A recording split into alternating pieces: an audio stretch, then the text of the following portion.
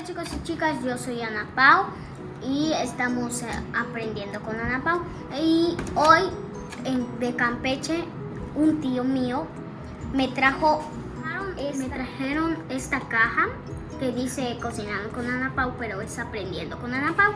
Y trae 4 roles, así les va a venir la caja, pero sin esto. Y les va a traer esto también para echarles a sus roles. Son 4.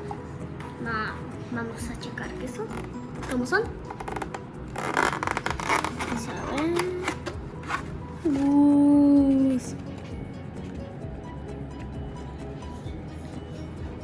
Bueno, este tiene, no sé, pero creo que es igual a este. Este tiene chispa de chocolate y este tiene chocolate remodelado. Y le pueden echar este a este, le pueden echar este a este, por eso seguro les trajeron así.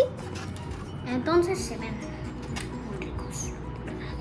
Este se me hace que es de Nutella, no sé, pero sí le veo como Nutella. Ahorita lo vamos a calentar y esas cosas. Les recomiendo que lo calienten porque si está frío, pues sabe raro, pero cuando está caliente, no, se te derrite la boca. De verdad. Tienes que llamar a a Top Roll. Ahí mero. Y sí, seguro va a saber rico. Bueno, ahorita ya lo tengo aquí de nuevo porque lo acaban de calentar 15 segundos. Y ahorita vamos a probar a ver cómo sabe.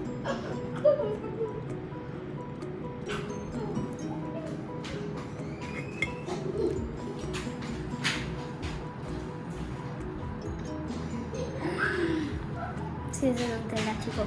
Es de Nutella. Se los recomiendo. Rico.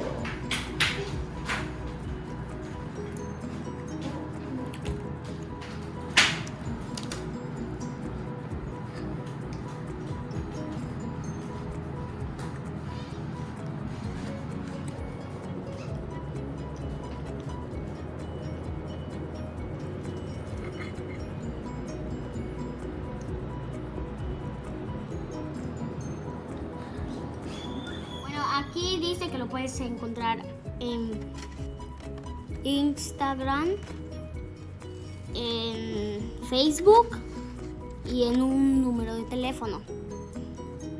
Se los recomiendo muchísimo. Así. Adiós, nos vemos en el próximo video.